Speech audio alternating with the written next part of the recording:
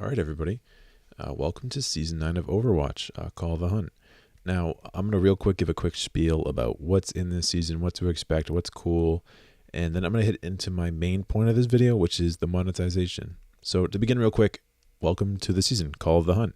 The main attraction right now is the new tank Mauga, which we got to play a bit for the open weekend, and now he is live with his little pre-release buff, which is cool, and hopefully he gets to be buffed and nerfed as needed by the devs, and he can find his own little spot in the Overwatch, competitive system, casual system. Hopefully he becomes meta, really changes the game up and just, creates a fun environment. Alongside that, we also do get a new mythic skin for Orisa. I know if many of you who may be Orisa mains might have a little bit to say about this skin looking similar to another skin. Other people love it. All that aside, it's a neat skin. I mean, if you don't have the skin that it looks similar to, it's a cool thing to have. So that's a neat new addition and a neat skin to have overall in the game. Alongside that, there's a new game mode called Battle of the Beasts. I don't know much about it, but from what I've seen in the little trailer they released, it does look to be pretty fun. And if it's like a PvP/PvE game mode, I am pretty excited because the game modes seem to be trending upwards in terms of quality. I mean, last season we did have like the Rise of Darkness / Diablo crossover game mode, which is, I think, one of the best ones they've released so far. So for me, that just shows that as time goes on, the team is sort of finding their footing, figuring out what really works for those side game modes and missions. So shout out to that. Alongside with that, we also have more mastery challenges. Now, I know a lot of people won't care about that, but for the few people who happen to be the mains of the characters who are getting a mastery challenge release, that can be pretty fun. There's a chance to earn a few name cards there, so good for them. But with that, we also have a few seasonal events which occur within this season, specifically Winter Wonderland and the Chinese New Year, and those have some skins that have been revealed, which do look pretty fun and cool. The team has always been really good about seasonal skins and cosmetics, so can't wait to see those roll out into the shop and hopefully into some earnable scenarios in which we don't have to pay money for them. That's always cool. So having said all that, that's all cool. There's a lot of content to go around. There's obviously stuff to keep us busy for those of us who really enjoy Overwatch and want to grind it to its fullest. There's plenty to do, but for the main point of the video, I do want to talk about monetization. And when I talk about that, most people think to immediately go and point out towards the shop and be like, oh my god, this skin costs $20 in Overwatch 1, we would have been able to earn it for free, or something like that, any variation of that. And while that is true, something that I wanted to focus on was the introduction of a new cosmetic in Overwatch, weapon skins. So in my previous video, we did talk a little bit about the Emerald weapon skin, and that was supposed to coexist alongside the gold weapon skin as sort of something that you earn from playing competitive and getting those competitive points, or whichever currency is sort of associated with it. But now they've released something called Hard Light, and they've released the skins for Reinhardt, Reaper, and Mercy, and they all have their own custom visual and sound effects, as you guys can see as I throw the picture up on screen.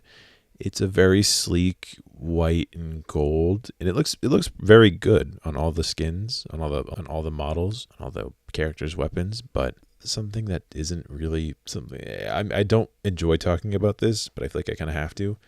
These are $12 each, and they aren't unlockable. And by unlockable, I mean you can't earn it through gameplay or progression. This is purely locked behind in-game currency. Like, oh man.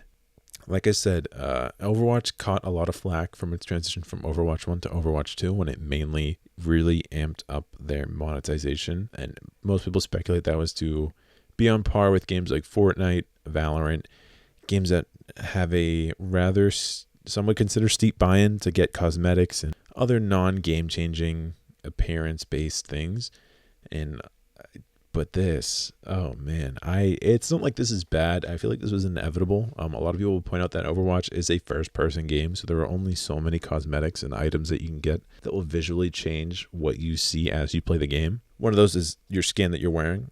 One of them is something they just added, which is the weapon charm, which they just added in Overwatch 2. And now this is the third thing, it seems like, with, purchasable weapon skins.